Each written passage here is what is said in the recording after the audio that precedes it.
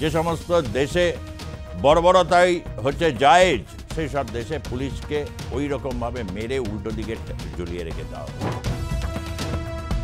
বাংলাদেশ আসবে, সেখানে নাচ গান আবার সব হবে, বাংলাদেশে ভাটিয়ালি সুর ফিরে পাবে। কিন্তু কোথায় কি, এ তো দেখছি চাপাতি হাতে বেরিয়ে পড়েছে সব রাস্তায়। সমন্বয়কদের মধ্যে শুরু হয়ে গেল মারামারি। নাগরিক পার্টির সামনে এলেই ডক্টর ইউনূস তাদের বলে যে এইভাবে চলতে হয়। আরে তোমরা রেডি হও না নির্বাচনের জন্য, নির্বাচন হবে, তোমরা যেই তৈরি হবে নির্বাচনের ঘোষণা দিয়ে দেবো, অসুবিধার কিছু নেই। না বলছে যে সে নির্বাচন যাই হোক, যখন হয় যখন হবে, আগে আওয়ামী লীগকে কিন্তু নিষিদ্ধ করতে হবে। দাদু কথা দিয়েছিলে কিন্তু তুমি। বিএনপির যারা ক্যাডার বাহিনী তারা তোলাবাজিতে জামাত ইসলামের সঙ্গে মিলিয়ে শুরু হলো বাংলাদেশ জুড়ে এক দক্ষযজ্ঞ। দোকান পাট, এস্টাবলিশমেন্ট, ছোট ছোট অফিস, মায়ের রিক্সাওয়ালা, তাদের থেকেও তোলা নিচ্ছে। নৌকায় কিভাবে পা দিয়ে চলতে হয় এটা হাসনাত আব্দুল্লাহর কাছে শেখার মতো বিষয়। এখন ফাপড়ে পড়েছে বাংলাদেশ, কোন দিকে তারা যাবে। এই বাংলাদেশকে নিয়ে এখন কিন্তু ভারত তীব্র নজর রেখেছে। পাকিস্তানের পশ্চিম ফ্রন্টে যখন লড়াই চলছে অপারেশন সিন্দুর, ভারতীয় বিমান বাহিনী শৌর্য বীর্য দেখাচ্ছে, একের পর এক ধ্বংস করে দিচ্ছে পাকিস্তানের বিমান ঘাঁটি। চীনের যে ডিফেন্স সিস্টেম ফেল করে যাচ্ছে, সে সময় কিন্তু বাংলাদেশের উপর কড়া নজর ছিল। আগেই জানিয়েছিলাম নজর থাকবে, আর পার পাবে না। সেই কথা 5ই আগস্ট ক্ষমতায় বসার আগে তিনি বলেছিলেন উত্তর পূর্বে আগুন জ্বালিয়ে ছাড়বেন, আর এখন বলছে উত্তর পূর্বকে সাথে নিয়ে নেপাল ভুটানকে নিয়ে তিনি একটি উন্নয়নের পরিকল্পনা দিয়েছেন, উন্নয়ন করবেন ওখানে উত্তর পূর্ব ভারতে। এদিকে বলছে আগুন জ্বালাবে, এদিকে বলছে উন্নয়ন করবে। সঠে সঠ্যাং সমাচার, সঠের সাথে সঠতারই বিধান আছে, চাণক্যের কথা। জুলাই মাস 2024 সাল বাংলাদেশের ছাত্র সমাজ বৈষম্য বিরোধী ছাত্র আন্দোলনের নামে শুরু করলো কোটা সংস্কার আন্দোলন। কোটা বাতিল করতে হবে। কোটার মধ্যে প্রচুর আওয়ামী লীগের সমস্ত নাতিপুতি তারা সব চাকরি নাকি দখল করে নিচ্ছে, তাই কোটা তুলে দিতে হবে। কোটা সংস্কার হলো, ও মা, কোটা নয়, আসল হচ্ছে শেখ হাসিনাকে সরাতে হবে। তাকে ফ্যাসিস্ট তকমা দেওয়া হলো এবং পতিত স্বৈরাচার বলে তার বিরুদ্ধে যে আন্দোলন, সে আন্দোলনের মধ্যে দমন করার জন্য সেনাবাহিনীকে তলব করলেন শেখ হাসিনা। কিন্তু সেনাবাহিনী এসে পুরো একদম কাঠপুতুলের মতো দাঁড়িয়ে থাকলো। তাদের সামনে চলল হচ্ছে ছাত্র আন্দোলন, গণ আন্দোলনের নামে এক ভাঙচুর লুটপাটের সংস্কৃতি। যদিও এটি একটি ছাত্র সমাজ এবং জনগণের সমর্থন ছিল, এটা অস্বীকার করার কোনো জায়গা নেই। গুলিও চলেছিল এবং সেই গুলি পুলিশ চালিয়েছে এবং পুলিশের বিরুদ্ধে অভিযোগ, পাল্টা পুলিশকে যেভাবে মারা হলো, কোনো সভ্য দেশে সমস্ত সম্ভবই নয়। যে সমস্ত দেশে বর্বরতাই হচ্ছে জায়েজ, সেই সব দেশে পুলিশকে ওই রকমভাবে মেরে উল্টো দিকে ঝুলিয়ে রেখে দেওয়া হলো। জনগণ বললেন বাহ, বেশ হয়েছে। তার কারণ শেখ হাসিনা স্বৈরাচারী ছিলেন, তার আমলে প্রচুর গুম খুন, আয়নাঘর, কত কিছু শুনলাম। আয়নাঘর শুনে আমার শীর্ষেন্দু মুখোপাধ্যায়ের পাতাল ঘরের কথা মনে পড়ে গেল, যে আয়নাঘর বাংলাদেশে গেলে নিঃসন্দেহে এটাকে সংরক্ষিত করবে।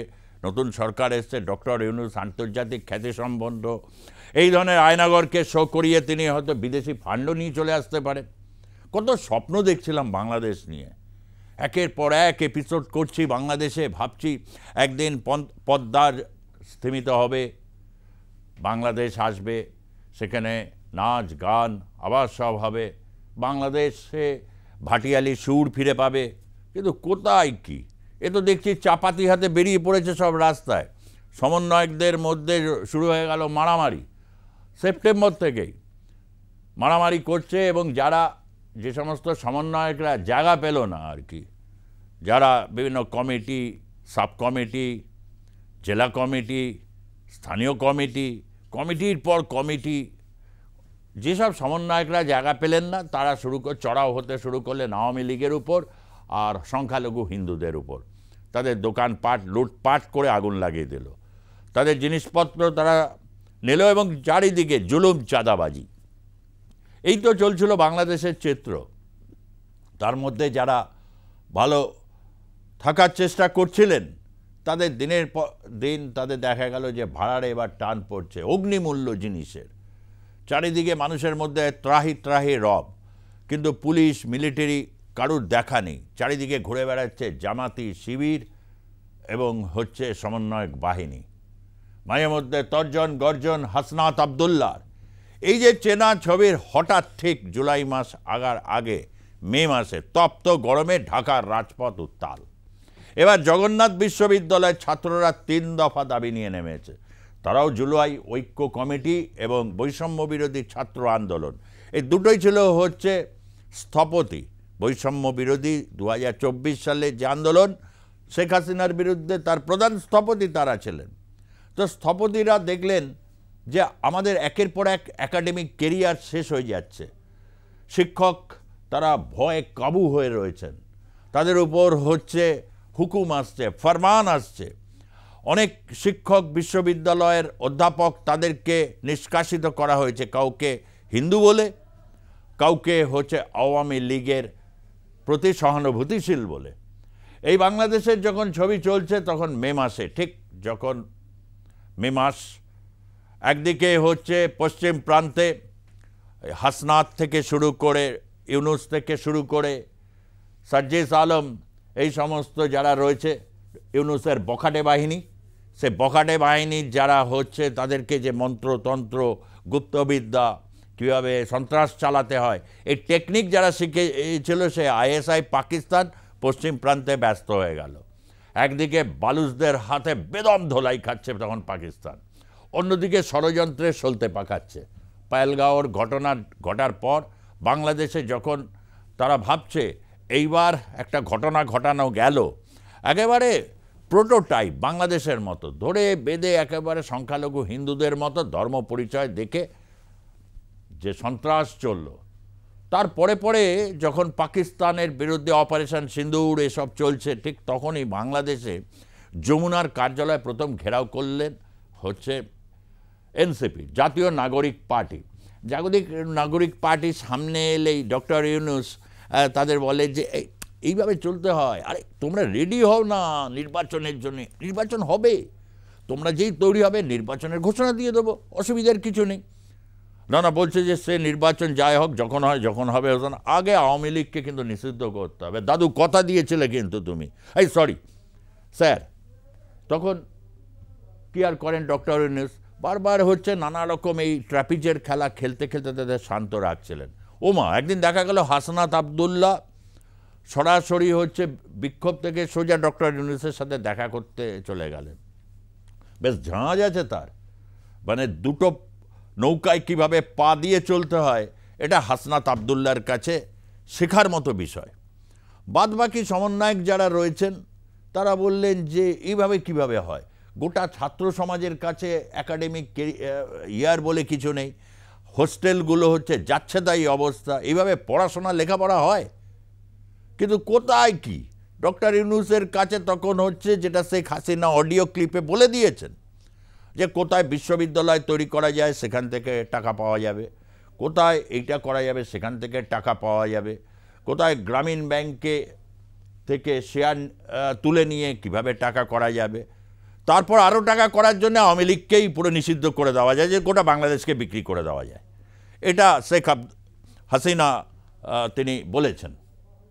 এবং তারপরে যেদিন তিনি অডিও ক্লিপটা বলেছেন সেদিন হচ্ছে জুলাইয়ে ঐক্য এবং তার সাথে বৈষম্য বিরোধী ছাত্ররা যমুনা অভিযানে পুলিশের ব্যারিকেড ভাঙছে। পুলিশকে ঠিক আগের বারের মতোই দেখা গেল, ব্যারিকেড কিছুক্ষণ অবধি তারা ঠেকিয়ে রাখার চেষ্টা করলো, যখন ছাত্রদের ঢেউ এসে উপস্থিত হলো সে সরে গেল, পুলিশ সাট করে ডান দিকে সরে গেল। একদম চেনা ছবি, ঠিক 8 মাস আগের। তবে তখন ছিলেন শেখ হাসিনা, এখন হচ্ছে ডক্টর ইউনুস প্রধান উপদেষ্টা, তার বাড়ির দিকে এগোচ্ছে। সেই সময় হঠাৎ দেখলো অবস্থা বেগতিক, তার যে তথাকথিত মন্ত্রিসভা, সেই তথাকথিত মন্ত্রিসভার তথাকথিত যিনি উপদেষ্টা মাহফুজ আলম, মাস্টার মাইন্ড। আরে বাবা, তুমি মাস্টার মাইন্ড, তোমার কাজ মাথার কাজ, তুমি হেলমেট ছাড়া গেছো কি করে? হেলমেট ছাড়া কেউ যায় মাথার কাজের লোকেরা? এই যে বাংলাদেশের যারা তো মাথার কাজ করতেন, দিয়ে পকেট ভারী করেছেন, তোমরাই বলেছো, তারা যখন আদালতে নিয়ে যাও মাথায় হেলমেট পরে নিয়ে যাও না, তো হেলমেট পরে যাওয়ার পর কি দেখা গেল? একদম একটা বোতল এসে সপাটে তার মাথায়। কি নিখুঁত টিপ মাস্টার মাইন্ডের মাথায়। এবং মাস্টার মাইন্ড হঠাৎ হকচকিত হয়ে গেলেন, কি বলবেন হচ্ছে একেবারে শ্রীমান ভ্যাবলাকান্তর মতো এদিক ওদিক তাকাচ্ছেন। এইটা আজকের ছবি বাংলাদেশে। গোটা মে মাসের তপ্ত বাংলাদেশ 40 ডিগ্রির উপর ফুটছে, সেই সময় পুরো রাজপথের দখল নিয়ে নিয়েছে জগন্নাথ বিশ্ববিদ্যালয়ের ছাত্ররা। এবার আস্তে আস্তে অন্য বিশ্ববিদ্যালয় আসবে, তারপর ধীরে ধীরে হচ্ছে বাংলার যারা ওখানে রয়েছেন বাংলাদেশের জনতা, তারা আস্তে আস্তে জাগরিত হতে থাকবে এবং ধীরে ধীরে চলে আসবে সেই অগাস্ট মাস, 1 বছর। এখন ফাপড়ে পড়েছে বাংলাদেশ, কোন দিকে তারা যাবে? এই বাংলাদেশকে নিয়ে এখন কিন্তু ভারত তীব্র নজর রেখেছে। পাকিস্তানের পশ্চিম ফ্রন্টে যখন লড়াই চলছে অপারেশন সিন্দুর, ভারতীয় বিমান বাহিনী শৌর্য বীর্য দেখাচ্ছে, একের পর এক ধ্বংস করে দিচ্ছে পাকিস্তানের বিমান ঘাঁটি। চীনের যে ডিফেন্স সিস্টেম ফেল করে যাচ্ছে, সে সময় কিন্তু বাংলাদেশের উপর কড়া নজর ছিল। আগেই জানিয়েছিলাম নজর থাকবে, আর পার পাবে না বাংলাদেশ। বাংলাদেশের কে নিয়ে এই মুহূর্তে, কেননা পাকিস্তান এখন দীর্ণ বিদীর্ণ, এই দীর্ণ বিদীর্ণ পাকিস্তানের দিকে ভারত যখনই নজর ঘোরাচ্ছে, তখন একটা সেই পয়েন্ট মাথায় আসছে, ইউনূসের সেই কথা।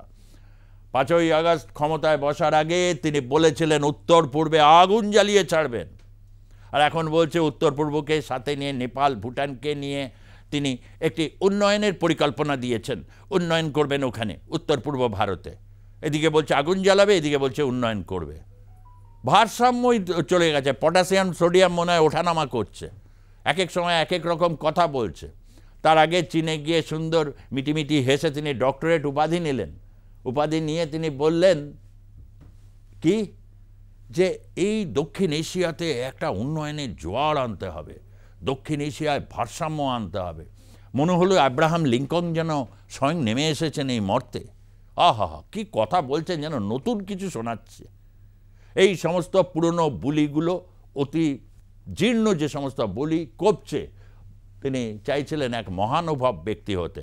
আর যেই সবাই দাবি করছে, বিএনপি বলে বলে মাথা মুখে ফেনা উঠে ফেলাইছে যে নির্বাচন কবে হবে। নির্বাচনটা দেন আগে, নির্বাচনটা দেন, নির্বাচন হোক, তারপর সংস্কার চলতে থাকবে।